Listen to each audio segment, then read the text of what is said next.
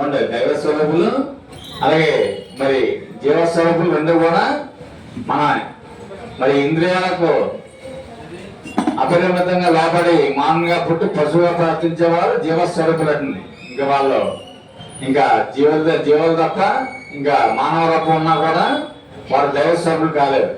అలాగే ఇంద్రియాల సక్రమ పద్ధతిలో ధర్మ మార్గంలో వాడుకునేవారు దైవస్వరూపులు. అంటే మన యొక్క కార్యక్రమాలు దైవ కార్యక్రమాలు చేయవారు, అలాగే కొల్లు గోపురాలు కట్టించేవారు, దైవ కార్యక్రమాలు సేధించేవారు, వీళ్ళంతా కూడా దైవ స్వరూపులో వస్తారు. మనం అలాగే 17వ సూక్తి, ఒక శిలను శిల్పి చేతిలో పెడితే ఒక మహా అందమైన శిల్పంగా మారినట్లు వంకటంగా ఉన్న దొంగను తెచ్చి వర్ణంగ చేతిలో పెడితే అందమైన ఆకృతిలో వస్తువు తయారు చేసినట్లు అర్థ జీవనంలో గడుపుతున్న మనుషులు మంచి గురువు పాదం పడి క్రమం తప్పకుండా సస్యానికి వెళ్తే ఉంటే సమాజం గుర్తుపోలు ఎత్తుగా మారి జన్మం చేసుకున్నట్టుగా ఉంటుంది అన్నమాట. అలాగే ఒక శిల్పి చూడండి, శిల్పి చేతిలో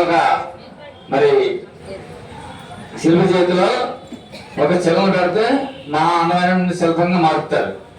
అలా వర్ణం చేతిలో పెడితే అందమైన ఆకృతి వస్తువు తయారు చేస్తాడు.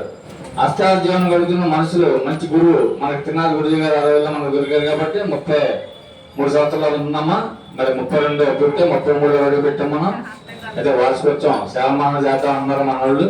దాన్ని బట్టి మనం కార్యక్రమాలు ఎదగలుగుతాయి కాబట్టి అలాగే మన గురుపాదం పట్టాం కాబట్టి క్రమం తప్పకుండా ముందుకు సాగుతుంది. కాబట్టి శిరసాయనిగా నాటి నేటి వరకు ఒక ఎత్తున వేసి దాన్ని వృక్షంగా వేసి అనేక మందికి నేను ఇస్తుంది ఈ యొక్క శిరసాంగం. మరి అలాగే మారడానికి మరి మన జన్మ ధన్యం అయినట్టు లెక్క. నిజంగా గురుపాదం బట్టి మరి ఈ రోజున ఈ కార్యక్రమం ఎంతమంది నిండుగా మెండుగా జరుగుతుందంటే అమ్మవారి అనుగ్రహం, గురుగారి అనుగ్రహం, వీళ్ళంతా లాస్ట్లని చెప్పి మనం చెప్పుకోవాల్సిందే. 19, ధన సంపాదన వారు పిసినాతాన్ని చూపిస్తే దరిద్రులుగా పడతారు. దరిద్రులు పాపోత్సవాలుగా చేసి నరకానికి పోయి మళ్ళీ నీచ జన్మలు ఎత్తుంటారు. అందుకే సంపన్నులు భగవంతుని వరంగా భావించి సంపదలో కొంత భాగం సత్కర్మలకు సద్వినియోగం చేస్తే జన్మరాశిని పొందుతారు. చూడండి, ధన సంపాదన వారు పిసినాతం చూపించకూడదండి. అలాగే అలా చూపిస్తే మళ్ళీ నిత్యం జన్మలు ఎత్తులు చూపుతారు. అంటే సంపన్నంగా ఉన్నవారు ఎంతో కొంత దైవ కార్యక్రమాలకు ఉపయోగించినట్లయితే వారికి అంతా కూడా శుభం చెప్పి యొక్క సూత్రమ. 19, కామం అనగా కోరికలు ఎక్కువ ఉన్న వారికి కార్యం నశించిపోతుంది. కోపం ఎక్కువ ఉన్న వారికి జ్ఞానం నశించిపోతుంది. లోభం పిశాచాలు ఎక్కువ ఉన్న వారికి భక్తి నశించిపోతుంది. కాబట్టి దీన్ని బట్టి ముందుకు వెళ్ళాలని చెప్పి చూస్తూ 20వ సూక్తి, ఆకులు తిన్న మేకలు పండ్లు ఎక్కుతున్నాయి. ఆకులు తిన్నటువంటి మేకలు పండ్లు ఎక్కుతున్నాయి. మేకలు తిన్న మనుషులు మోకాలు నొప్పితో మంచాలు ఎక్కుతున్నారు.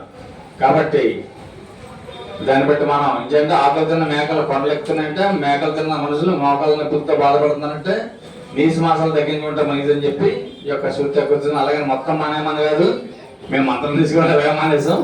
తినేవాళ్ళు వారం 7 రోజులు తినేవాళ్ళు ఒక 6 రోజులు, లేదా 6 రోజులు తినేవాళ్ళు 5 రోజులు, 5 రోజులు తినేవాళ్ళు 4 రోజులు, 4 రోజులు, 3 రోజులు, అలా ఒక్కొక్క రోజు తగ్గించుకున్నట్లు అంటే ఆరోగ్యాలు బాగుండని చెప్పి ఈ యొక్క సూత్ర ఉద్దేశం. ఇప్పుడు దుర్గా సాలీసా ఒక వారం అని చెప్పి